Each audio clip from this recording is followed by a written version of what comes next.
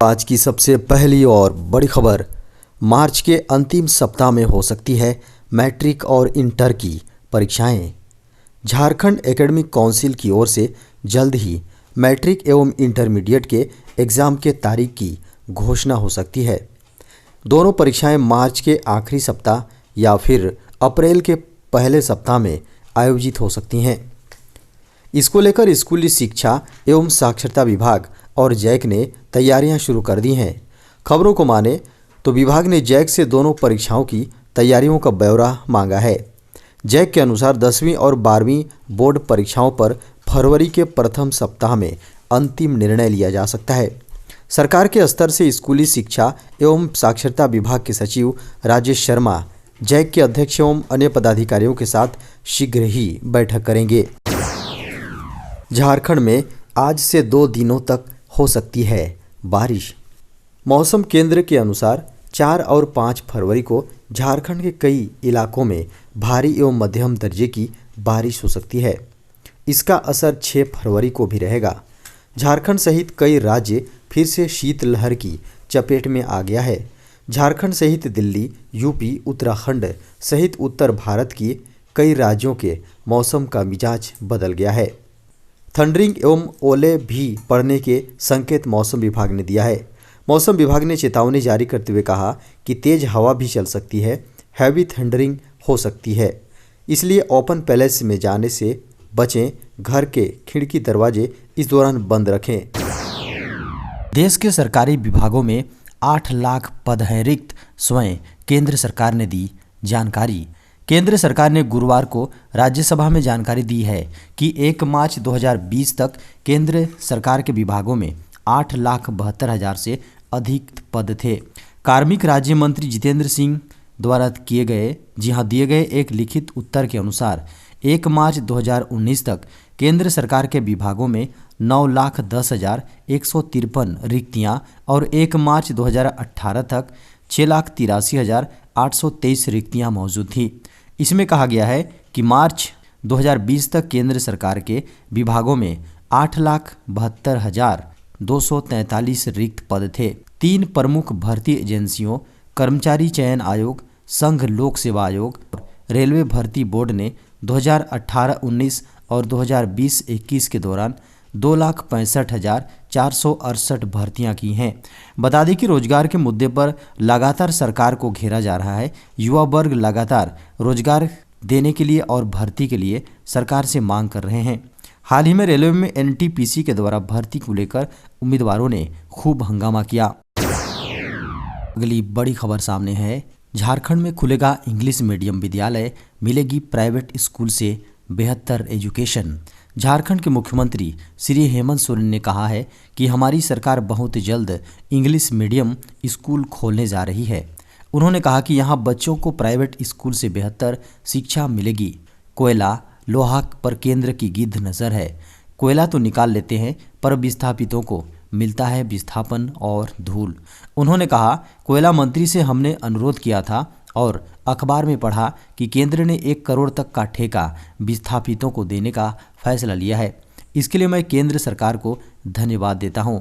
उन्होंने कहा कि अनुबंध कर्मियों से सरकार आपकी है, आप लोग बिना वजह भाजपा के और असामाजिक तत्वों के बहकावे में नहीं आए। सभी की समस्या का समाधान निकलेगा। सेविका, सहायिका, जल सहिया सभी के लिए सरकार के दरवाजे खुले हैं। झारखंड में कोरोना से 3 संक्रमित मरीज की मौत, 601 नए मरीज मिले। झारखंड में पिछले 24 घंटे के दौरान कोरोना से 1189 मरीज रिकवर हुए हैं और 601 नए मरीज मिले हैं, जबकि इससे 3 लोगों की मौत हुई है। कोरोना से झारखंड में 3 मरीज की मौत हो चुकी है। मृतकों में रांची से 1 और सरायकेला खरसावां जिले से 2 संक्रमित मरीज शामिल हैं। झारखंड में कुल कोरोना मरीजों की संख्या 4,29,773 हो गया है और 1,99,45,142 सैंपल की जांच की गई है। इनमें 3,781 एक्टिव मामले हैं। कोरोना से 4,20,686 मरीज अब तक रिकवर हुए हैं। हालांकि झारखंड में 5,306 मरीजों की मौत कोरोना से अब तक हो चुकी है। स्कूलों में फिजिकल डिस्टेंसिंग को लेकर शिक्षा मंत्रालय ने जारी किया गाइडलाइन। कई राज्यों ने विद्यालय को खोलने का फैसला किया है। ऐसे में जबकि विद्यालय खोले जा रहे हैं, केंद्रीय शिक्षा मंत्रालय ने नया SOP जारी कर दिया है। शिक्षा मंत्रालय ने कहा है कि विद्यालय को पुनः खोला जा रहा है, सोशल डिस्टेंसिंग का पालन करना है। ऑफलाइन क्लासेज होगी तो इसका भी ध्यान रखना होगा। केंद्रीय शिक्षा मंत्रालय ने कहा है कि ऑफलाइन कक्षा के लिए बच्चों के अभिभावक से लिखित अनुमति लेना है या नहीं, इसका फैसला राज्यों को ही करना है। शिक्षा मंत्रालय ने कहा कि सोशल डिस्टेंसिंग का पालन करना है, लेकिन अब सोशल डिस्टेंसिंग को फिजिकल डिस्टेंसिंग कहा जाएगा। ग्रुप एक्टिविटी जैसे कि स्पोर्ट्स, गेम्स, म्यूजिक, डांस या असेंबली का आयोजन किया जाना है या नहीं, इसका फैसला राज्यों और केंद्र शासित प्रदेशों की गाइडलाइन से तय होगा। एक बार फिर बढ़ सकती हैं लालू प्रसाद यादव की मुश्किलें। राष्ट्रीय जनता दल यानी राजद के सुप्रीमो लालू प्रसाद यादव की एक बार फिर मुश्किलें बढ़ती हुई दिख रही हैं। बताया जा रहा है कि उनको चारा घोटाला के डोरंडा कोषागार मामले में एक जेल, जी हां, भेजा जा सकता है, जिसको लेकर उनकी जल्द ही गिरफ्तारी हो सकती है, क्योंकि इस केस में 15 फरवरी को रांची की निचली अदालत फैसला सुनाने वाली है। इसी के चलते अब बिहार की सियासत में चर्चा होने लगी है।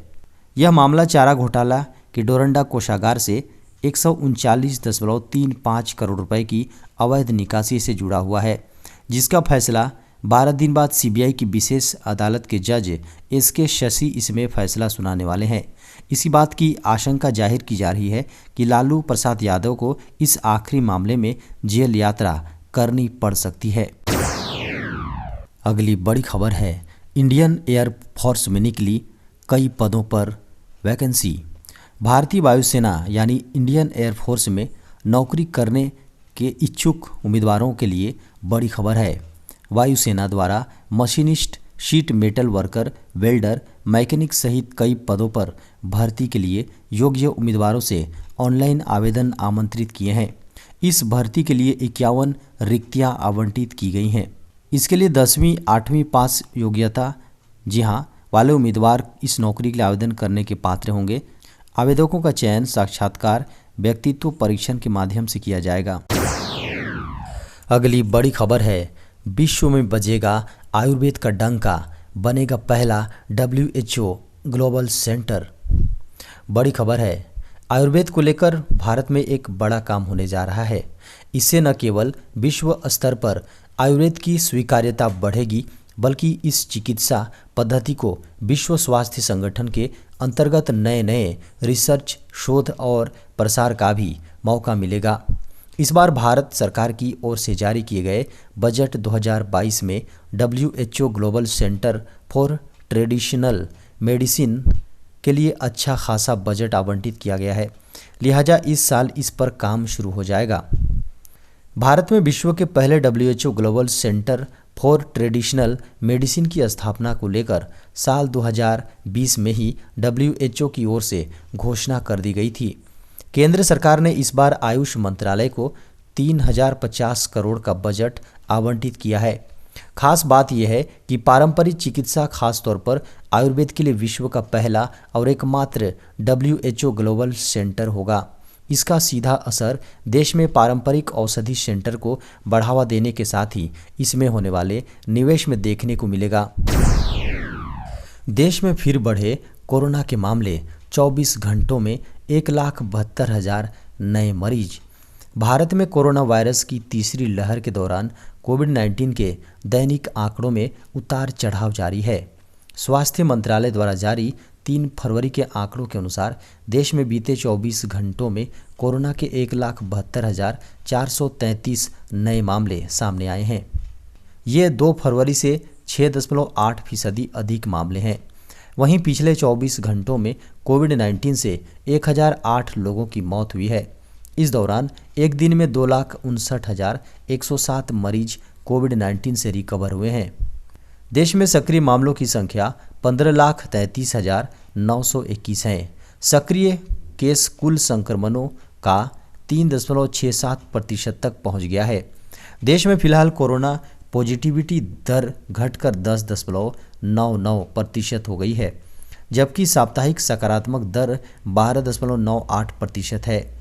देश में कोरोना वायरस से हुई कुल मौत का आंकड़ा 4,98,983 है। बड़ी खबर है, केंद्र ने गाइडलाइन में किया बदलाव, अब ऑफलाइन कक्षाओं के आयोजन पर नहीं लागू होगा ये नियम। केंद्र ने स्कूल कॉलेज फिर से खोलने को लेकर जारी किए गए दिशा निर्देश में कुछ बड़े बदलाव किए हैं। सबसे बड़ा बदलाव ये हुआ है कि राज्यों और केंद्र शासित प्रदेशों के पास ऑफलाइन कक्षाओं के आयोजन की पावर रहेगी। केंद्र द्वारा स्कूल कॉलेज फिर से खोलने के दिशा निर्देश भी ऑफलाइन वर्तमान में संक्रमण को ध्यान में रखते हुए बनाए गए हैं। जी हां, ऑनलाइन से ऑफलाइन वर्तमान में संक्रमण को ध्यान में रखते हुए बनाए गए हैं। केंद्र ने राज्यों और केंद्र शासित प्रदेशों से अपने शैक्षणिक संस्थानों को ब्रिज कोर्स तैयार करने के लिए प्रोत्साहित करने को भी कहा है। इसका उद्देश्य विद्यार्थियों को इस लगातार बदलते परिवेश में भी आगे की पढ़ाई सुचारू रखने में मदद करना है। देश भर में स्कूल, कॉलेज और अन्य शैक्षणिक संस्थानों को फिर से खोलने के नियम राज्य केंद्र शासित प्रदेशों में भिन्न हो सकते हैं।